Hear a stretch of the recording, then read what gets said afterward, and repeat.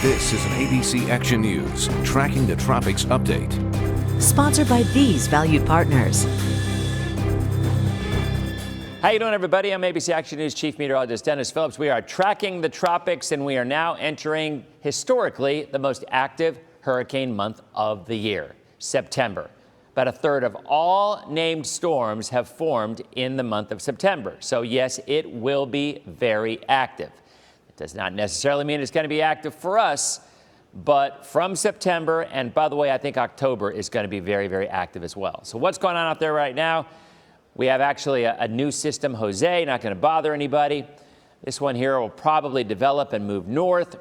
This area right here is expected to take a track all the way across the Atlantic. Now, whether or not it eventually curves or whether or not it gets stuck under a ridge and continues west, it's too early to tell. But I will tell you that looking at the long-range models in the Caribbean, things are expected to stay very quiet. And usually for the Bay Area, or for anybody on the west coast of Florida, it's a storm that develops about here and comes up, like Idalia did, that gives us a much larger problem than a storm coming in from the east. But we will keep our eyes on it just in case.